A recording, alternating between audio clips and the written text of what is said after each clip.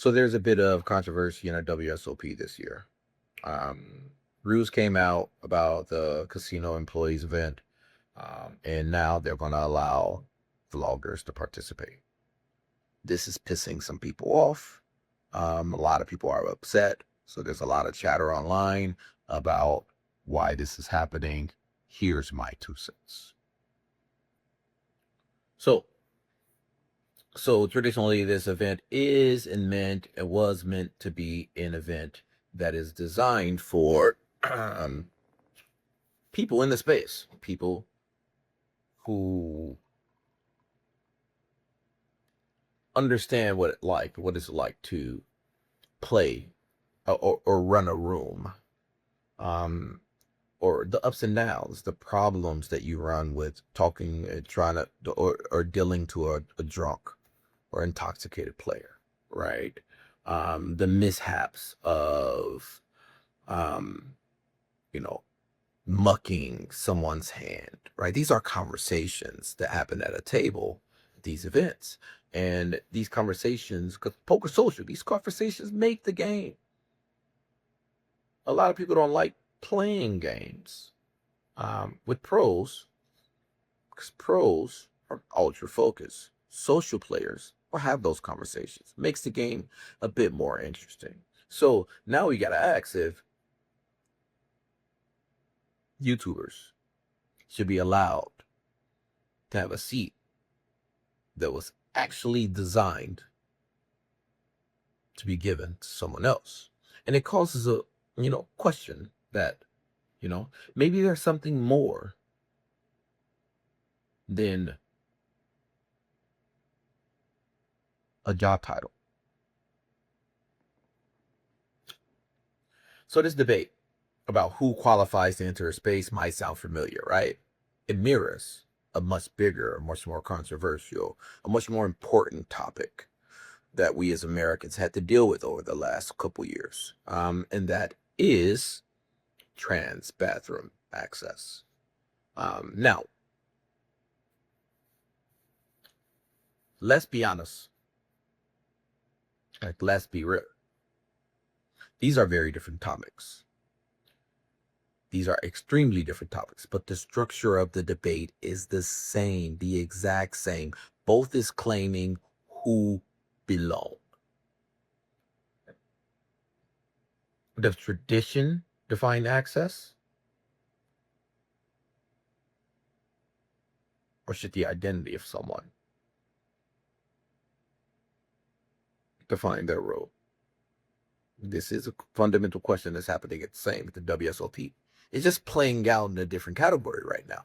But it also allows us to look deeper about how we feel about these subjects. So traditionally, in the casino world, we say you work at a casino as an employee, you have the right to enter. In society, they say you were born a biological male or biological female, you have the right to enter either the male or female restroom based on your biological sex. Realistically, some people are challenging that and saying there's something more to a person than their job titles in the poker industry, or there's something more to a person than their birth certificate in the trans industry. And this matters. Here's why it matters. Because this is not just about bathroom rights in poker. This is about belonging and who draws that line. Is it management? Is someone up top, which would be our government? Or we're talking about trans bathroom access laws? Or society? It's the same with poker. Who defines those lines? It's going to be the dealers who said, I'm going to welcome YouTubers into an event that was designed for me. Or it's going to be the management of the WSOP and say, we need to increase our bottom line and we need more exposure. So let's allow the YouTubers to do that for their own gain. These are questions that needs to be asked and answered. In both cases, you have one group saying this space was created for me and my people, stay out of it. I have another group that's saying I am you. So therefore, this space was created for me. Poker YouTubers feel like they support the industry. And that is right. In some cases, they are a part of the gambling industry.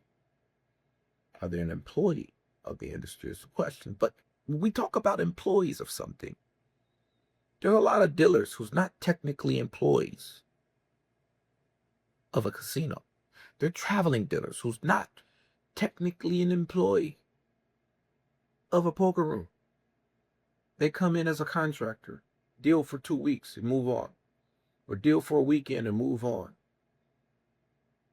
WPT, WSOP, traveling poker circuits, these big, fly-by-night poker tour companies, they are known for just hiring people really, really fast, hiring dealers really, really fast, using them for a week, and then, filling them out at 1099 and going along the way.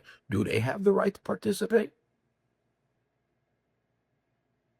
So even if someone doesn't fit the mold that tradition says they should fit in, does that eliminate them from the equation? These are the questions that's being asked.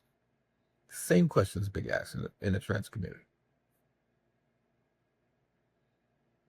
So what do you think? Do you stick by the old traditional rules? Or do we accept that poker's changing? Do we accept that the American Card Room social media manager is actually an industry employee? Do we say that the managers that run online poker clubs on poker apps on Club GG, are they industry professionals?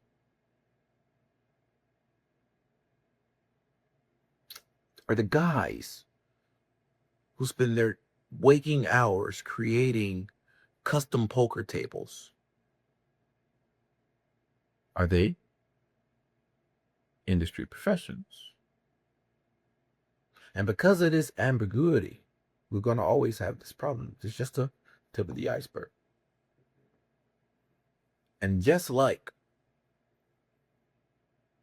we have no consensus on trans bathroom rights, although society, and you might have made your decision and I made my decision, and whatever that decision that we both made are both valid, whether they're same or different than each other.